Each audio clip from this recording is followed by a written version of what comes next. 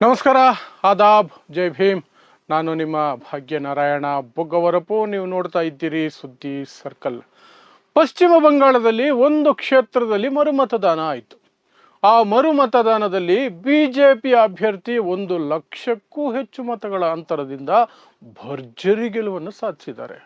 ಆದರೆ ಇದು ಮೋದಿ ಅಮಿತ್ ಶಾ ಪ್ರಜಾಪ್ರಭುತ್ವಕ್ಕೆ ಮಾಡಿರುವ ದ್ರೋಹ, ನಾಚಿಕೆಗೇಡಿನ ಸಂಗತಿ. ಯಾಕೆ ಅಂತ ವಿವರಿಸುವಂಥ ಪ್ರಯತ್ನವನ್ನು ಮಾಡ್ತೀನಿ.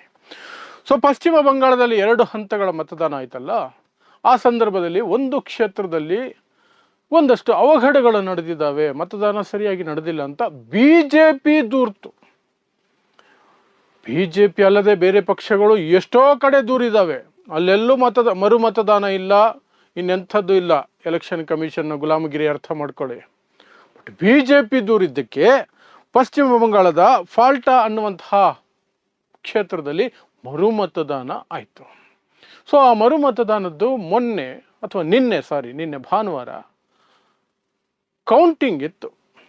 ಆ ಕೌಂಟಿಂಗಲ್ಲಿ ಬಿಜೆಪಿ ಅಭ್ಯರ್ಥಿಯಾಗಿದ್ದಂತಹ ದೇಬಾಂಶು ಪಾಂಡಾ ಅನ್ನುವಂಥವನು 1,00,000ಕ್ಕಿಂತ ಹೆಚ್ಚು ಮತಗಳ ಅಂತರದಲ್ಲಿ ಗೆದ್ದಿದ್ದಾನೆ.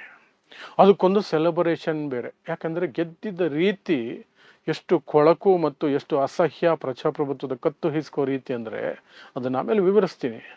ಅದಕ್ಕೆ ಹೇಳ್ತಿರೋದು. ಅಷ್ಟೊಂದು ಮಾನ ಮರ್ಯಾದೆ ಇದ್ದಿದ್ರೆ ಆ್ಯಕ್ಚುಲ್ ಆಗಿ ಸೆಲೆಬ್ರೇಷನ್ ಮಾಡ್ತಿರ್ಲಿಲ್ಲ. ಬಟ್ ಬಿ ಜೆ ಪಿಯವರಲ್ವಾ, ಅವೆಲ್ಲ ಏನೂ ಇರಲ್ಲ, ಸೆಲೆಬ್ರೇಷನ್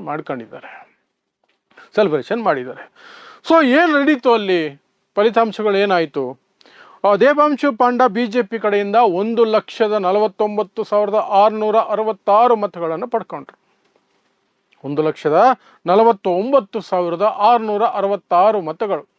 ಸೆಕೆಂಡ್ ಪ್ಲೇಸ್ ಅಲ್ಲಿದ್ದು ಸಿಪಿಐಎಂ ಪಕ್ಷದ ಶಂಭುನಾಥ್ ಕುರ್ಮಿ ಅನ್ನುವಂಥ ವ್ಯಕ್ತಿ. ಅವರು ಸುಮಾರು 40,645 ಮತಗಳನ್ನು ಪಡ್ಕೊಂಡ್ರು. ಕಾಂಗ್ರೆಸ್ 3ನೇ ಸ್ಥಾನದಲ್ಲಿತ್ತು, ಸುಮಾರು 10,000 ಮತಗಳನ್ನು ಅದು ಪಡ್ಕೊಳ್ತು. ಅಲ್ಲಿಗೆ ಬಿಜೆಪಿ ಅಭ್ಯರ್ಥಿ ನಂಬರ್ 1 ಸ್ಪಾಟ್. ಇಲ್ಲಿ ಒಂದು ಮಿಸ್ಸಿಂಗು. ಏನು? TMC ಅಭ್ಯರ್ಥಿ. ಅದಕ್ಕೆ ನಾನು ಹೇಳ್ತಾ ಇರೋದು ನಾಚಿಕೆಗೇಡಿನ ಗೆಲುವು ಇದು ಅಂತ. ಏನಾಯಿತು? TMC ಅಭ್ಯರ್ಥಿಗೆ ಬಂದಿದ್ದು ಕೇವಲ 7,783 ಮತಗಳು ಮಾತ್ರ. ಆ್ಯಕ್ಚುಲ್ ಆಗಿ ಅಲ್ಲಿ ಒಂದು TMC ಗೆಲ್ಲಬಹುದಾಗಿತ್ತು, ಅಥವಾ ನೆಕ್ ಟು ನೆಕ್ ಫೈಟ್ ಇರ್ತಿತ್ತು. ಬಿಜೆಪಿ ಗೆದ್ದರೂ ಸಹ ಫುಲ್ ಟೈಟ್ ಫೈಟ್ ಇರುವಂತಹ ಕ್ಷೇತ್ರ ಅದು TMCಯ ಭದ್ರಕೋಟೆ. ಏನು ಮಾಡಿದ್ರು ಬಿಜೆಪಿಯವರು ನೀಚತನ ಅಂದರೆ, ಇದನ್ನು ಹೇಗೋ ಎಲೆಕ್ಷನ್ ಕಮಿಷನ್ನ ಕನ್ವಿನ್ಸ್ ಮಾಡಿ ರೀಪೋಲಿಂಗ್ ಅಂತ ಇಟ್ಕೊಂಡ್ರಲ್ಲ, ಅದಾದ ಮೇಲೆ TMC ಅಭ್ಯರ್ಥಿ ಜಹಂಗೀರ್ ಖಾನನ್ನು ಹಿಡ್ಕೊಂಡು ಆತನಿಗೆ ಆಮಿಷ ಇಟ್ಟರು, ಭಯ ಇಟ್ಟರು, ಬೆದರಿಕೆ ಹಾಕಿದ್ರು, ಇನ್ನೇನು ಮಾಡಿದ್ರು ಗೊತ್ತಿಲ್ಲ. ಒಟ್ಟಿನಲ್ಲಿ ಆತನ ಕೈಯಲ್ಲಿ ಒಂದು ವಿಡಿಯೋ ಮಾಡಿಸಿ ಹಾಕ್ಸಿದ್ರು. ಮತದಾನ ಇನ್ನೆರಡು ದಿನ ಇದೆ ಅನ್ನಬೇಕಾದ್ರೆ ಒಂದು ವಿಡಿಯೋ ಜಹಾಂಗೀರ್ ಖಾನ್ ಕಡೆಯಿಂದ ಬಂತು. ಏನಂತ ಬಂತು ಆ ದ್ರೋಹಿಯಿಂದ? ಈ ಕ್ಷೇತ್ರಕ್ಕೆ ಮುಖ್ಯಮಂತ್ರಿ ಸುವೇಂದು ಅಧಿಕಾರಿ ಅವರು ಬಹಳ ದೊಡ್ಡ ಪ್ಯಾಕೇಜ್ ಕೊಟ್ಟಿದ್ದಾರೆ, ಹಾಗಾಗಿ ನನ್ನ ಬೆಂಬಲ ಬಿಜೆಪಿಗೆ, ನನಗೆ ವೋಟ್ ಹಾಕಬೇಡಿ, ನಾನು ಚುನಾವಣೆಯಿಂದ ಹಿಂದೆ ಸರಿತಾ ಇದ್ದೀನಿ, ನನ್ನ ಮತದಾರರೆಲ್ಲರೂ ಸಹ ಬಿಜೆಪಿಗೆ ಮತ ಚಲಾಯಿಸಿ ಅಂತ ಒಂದು ವಿಡಿಯೋವನ್ನು ಮಾಡಿಬಿಟ್ರು. ಅವನೆಂಥ ಹೇಡಿ ಅಂತ ನೀವೇ ಯೋಚನೆ ಮಾಡಿ. ಮತ್ತು ಈ ಬಿಜೆಪಿಯವರು ಎಂಥ ಪ್ರಜಾಪ್ರಭುತ್ವ ದ್ರೋಹಿಗಳು ಅಂತ ನೀವೇ ಯೋಚನೆ ಮಾಡಿ. ಆ ಮೂಲಕ ಹಾಗಾಗಿ 7,783 ಮತಗಳಿಗೆ TMC ಕ್ಲೋಸ್ ಆಯಿತು.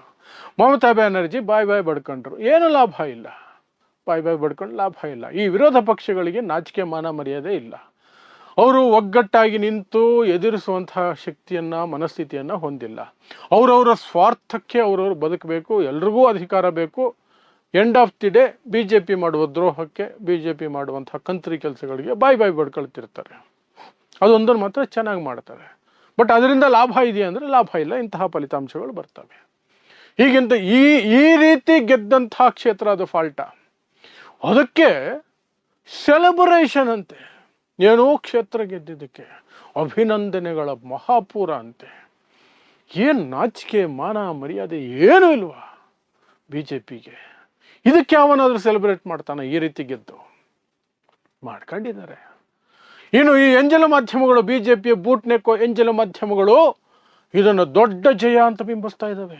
1,00,000ಕ್ಕಿಂತ ಹೆಚ್ಚು ಅಂತರದಿಂದ 1,00,000ಕ್ಕಿಂತ ಹೆಚ್ಚು ಮತಗಳ ಅಂತರದಿಂದ BJP ಭರ್ಜರಿ ಗೆಲುವು ಅಂತ ಹೇಳ್ಕೊಂಡು ಓಡಾಡ್ಕೊಂಡಿದ್ದಾವೆ. ಯಾಕೆಂದರೆ BJPಯ ಬೂಟ್ ನೆಕ್ಕುವಂಥ ಮನಸ್ಥಿತಿ, RSSನ ಗುಲಾಮಗಿರಿ, ಮೋದಿ ಗುಲಾಮಗಿರಿ.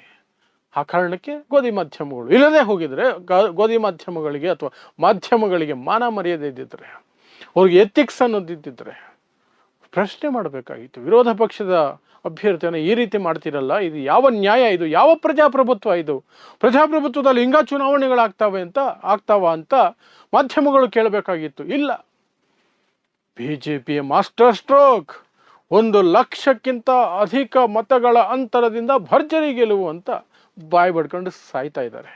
ಅಲ್ಲಿ ಸತ್ತಿದ್ದು ಪ್ರಜಾಪ್ರಭುತ್ವ. ಏನು TMCಗೆ ನಷ್ಟ ಅಲ್ಲ, BJPಗೆ ಲಾಭ ಅಲ್ಲ, ಎಲ್ಲ ನಷ್ಟ ಈ ದೇಶದ ಪ್ರಜಾಪ್ರಭುತ್ವಕ್ಕೆ, ಈ ದೇಶದ ಎಲೆಕ್ಷನ್ ಸಿಸ್ಟಮ್ಗೆ. ಹೆಜ್ಜೆ ಹೆಜ್ಜೆಗೂ ಅದನ್ನು ಕತ್ತು ಹಿಸುಕುವಂತಹ ಕೆಲಸವನ್ನು ಎಲೆಕ್ಷನ್ ಕಮಿಷನು ಮಾಡ್ತಿದೆ. BJPಯವರು ನಮಗೆ ಅಧಿಕಾರ ಇದೆ ಅಂತ ತಮ್ಮ ಲೆವೆಲ್ಗೆ ಅದನ್ನು ಇಳಿದು ಎಷ್ಟು ನೀಚ ಮಟ್ಟಕ್ಕೆ ಹೋಗ್ಬೋದೋ ಅಷ್ಟು ನೀಚ ಮಟ್ಟಕ್ಕೆ ಹೋಗಿ ಅದನ್ನು ಮಾಡ್ತಾ ಇದ್ದಾರೆ.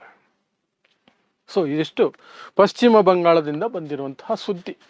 ಫಾಲ್ಟಾ ಅನ್ನುವಂತಹ ಕ್ಷೇತ್ರದಲ್ಲಿ ಮರು ಚುನಾವಣೆ ಆಯಿತು, ಮರು ಮತದಾನ ಆಯಿತು. ಆ ಮರು ಮತದಾನದಲ್ಲಿ 1,00,000 ಮತಗಳ ಅಂತರದಿಂದ BJP ಗೆದ್ಕೊಳ್ತು. ಯಾಕೆಂದರೆ TMC ಅಭ್ಯರ್ಥಿಯನ್ನು ಏನೋ ಮಾಡಿದ್ರು, ಅವನು ಹೇಡಿಯ ಹಾಗೆ ಚುನಾವಣೆಯಿಂದ ಮತದಾನ 2 ದಿನ ಇದೆ ಅನ್ನಬೇಕಾದ್ರೆ ಹಿಂದೆ ಸರ್ತ.